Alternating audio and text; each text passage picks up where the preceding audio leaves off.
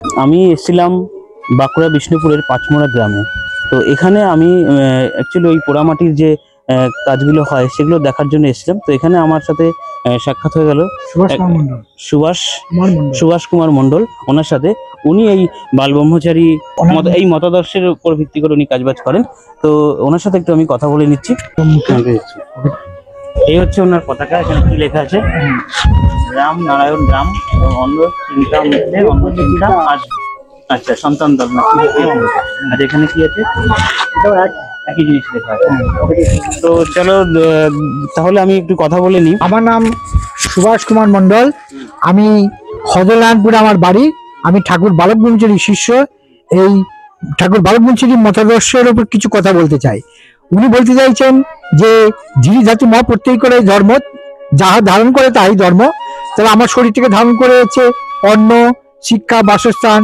এরপরে যখনই কোনো মায়ের পেটে বাচ্চা এলো, সেই মায়ের স্তনে দুধ এলো কেন? না খাওয়ার জন্যে। ধর্মের প্রথম এবং প্রধান কথা হচ্ছে খাওয়া। সেই জন্য এই সমাজে সবাই যাতে খেয়ে পড়ে বাঁচতে পারে তার ব্যবস্থা করতে হবে। তার ব্যবস্থা করতে গেলে এক জাতি, এক নীতি, এক সমাজ, এক রাষ্ট্র ব্যবস্থা। এবং এক জাতি, এক নীতি, এক সমাজ, এক রাষ্ট্র ব্যবস্থা করতে গেলে এই সমাজকে পাল্টাতে হবে। এমন একটা সমাজ গঠন করতে হবে যে সমাজে আমার বলে কিছু থাকবে না, কোনো স্টক থাকবে না, সবাই খেয়ে পড়ে বাঁচতে পারবে, সবাই সমান সুযোগ পাবে। সেই জন্য ঠাকুর বালক ব্রহ্মচারী বলছেন অদন্তন্য অন্ন মানে খাবার, আর অদন্তনায় জ ফেলা, অন্য মানে ভিন্ন, সেপারেট, আলাদা। অন্য চিন্তা মিটলে অন্য চিন্তা আসবে। উনি বলছেন সমাজে মানুষ, পশু পাখি সকলকে যোগ্য মূল্য দিতে হবে। উনি বলছেন ওর অমাবস্যা রোমানিসায় আমি পৃথিবীর বুকে জন্ম নিয়েছি, তাই বিশ্বের প্রতি ঘরে ঘরে আমি দেওয়ালির আলো জ্বেলে দিয়ে চলে যাব। বিশ্বের তাবৎ আসরিক গোষ্ঠীকে ধ্বংস করার জন্য আমি এসেছি মহাকালের মহারুদ্র রূপে, দ্বন্দ্ব জীবনের সাথী। এরপর উনি এটাই বলতে চান যে ভগবান ফুল, বেলপাতা, গঙ্গা জল এইসব ধর্মের কথা বলেন না, মন্দিরের কথা বলেন না। মন যার দ্বারস্থ সেটাই মন্দির। আশ্রমের কথা বলেন না, বলছে যে যেখানে আশ্রয় পাওয়া যায় সেটাই আশ্রম। বলছে আমরা জন্মাবার সাথে সাথে মায়ের কোলে পিতার স্নেহে আশ্রয় পাই, তাহলে মায়ের কোল পিতার স্নেহে আশ্রম। সেটা ছেড়ে দিয়ে একটা নির্দিষ্ট জায়গায় আশ্রম করা একটা বাতুলতা। তাহলে সেখানে সে খাওয়া দাওয়া করবে, ঘরে খাওয়া দাওয়া করতে, ওখানে খাওয়া দাওয়া করবে, তার মা বাবাকে কে দেখবে? সেই জন্য উনি বলতে চাইছেন যে সমাজে এমন ব্যবস্থা করতে হবে যেখানে বীজতলা, গাছতলা, এই সিস্টেমটা, এই তফাৎটা যেন না থাকে। জন্মাবার সঙ্গে সঙ্গে সবাই যখন জন্ম নেয় উলঙ্গ হয়ে জন্ম নেয়, এবং উলঙ্গ হয়ে জন্ম নেওয়ার পর তখন ধন দৌলত টাকা পয়সা নিয়ে কেউ আসে না। তাহলে সেই যাতে পৃথিবীর সমস্ত জীব, পশু পাখি যাতে খেতে পায় তার ব্যবস্থা করতে হবে। একটা কুকুর সেই যেন অনাহারে না মরে, কারণ মানুষই বাঁচবে তা নয়, একটা কুকুরও যাতে বাঁচতে পারে, কারণ কুকুরও এই প্রকৃতির সন্তান।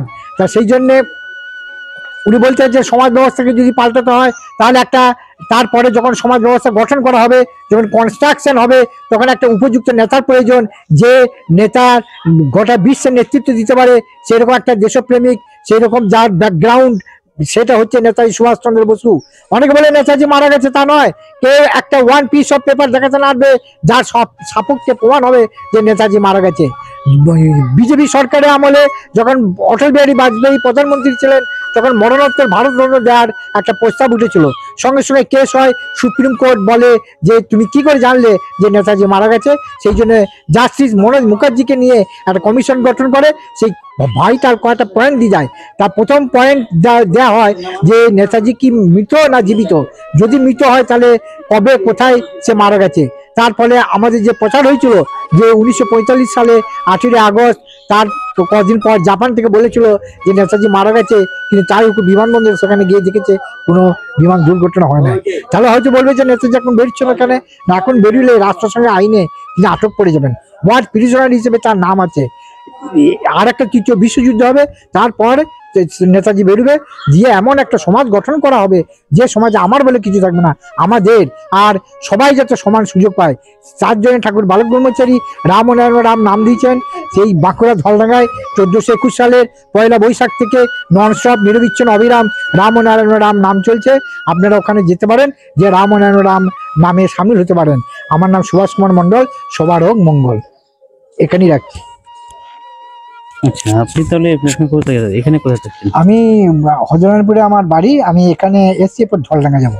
আচ্ছা, এখানে আপনি মানে কিসের কোনো? এখানে আমি এখানে ওই বৃন্দাবন নব হয়েছে, ওইখানে এসেছিলাম। আচ্ছা, মানে এটা আপনাদের মানে এখানে প্রচার করেন নাকি এখানে এই বিষয়টা, মানে এই যে এই মতাদর্শটা কি আপনি মতাদর্শ আমি বালকমঞ্চের শিষ্য, মতাদর্শ প্রচার প্রচার করেন কিভাবে, মানে প্রচার করার ধরনটা কি? প্রচার করার ধরন বলতে ওই আমার ওই রাম ও নারায়ণ রাম নাম হয়, সেটা এই বিভিন্ন আমি যেখানে যাই সেখানে ওই নামটা বাজাতে বাজাতে এখানে যে এসছি সেই নামটা বাজাতে বাজাতে এসছি, যে আবার যাবো। আর একটু সুযোগ পেলাম যে যাতে মানে শুধু কাউকে 5 টাকা দেওয়াটা বড় কথা নয়, আর 5 টাকা একজন দেবে একজন নেবে, এই সিস্টেমটা কেন থাকবে, সিস্টেমটা দূর করতে হবে।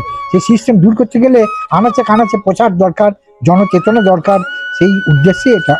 আচ্ছা, এই ভারতবর্ষ মানে পশ্চিমবঙ্গের কোথায় এই এই যে রামনারায়ণ রাম এটা বাঁকুড়া ধলডাঙ্গায় রাম ও নারায়ণ রাম নিরবিচ্ছিন্ন অবিরাম চলছে। আশ্রম বলে কিছু নয়, উনি সুকচরে থাকতেন, সুকচরে গঙ্গার পারে। এখন বাঁকুড়া ধলডাঙ্গায় এই যে চলছে রাম ও নারায়ণ রাম নাম সমানে চলছে, উনি এর মাধ্যমে সমাজে পাল্টাবে। আচ্ছা আচ্ছা, এখন বর্তমানে সদস্য কত আছে?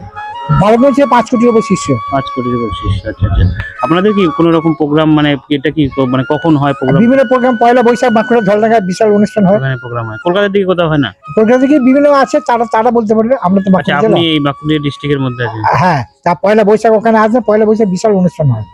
আচ্ছা আচ্ছা, পয়লা বৈশাখ 1421 সালে পয়লা বৈশাখ বাঁকুড়া ধলডাঙ্গায় অবিরাম রাম নারায়ণ নাম চালু হয়েছে, দিয়ে সেটা প্রতিষ্ঠা দিবস পয়লা বৈশাখ, সেই জন্য পয়লা বৈশাখে অনুষ্ঠান হয় এবং সমান নাম চলছে, একদিন বন্ধ নয়। তা 1421 থেকে 22, 23, 24, 25, 26, 27, 28, 29, 30, 31, 10 কমপ্লিট হয়ে 11 রানিং।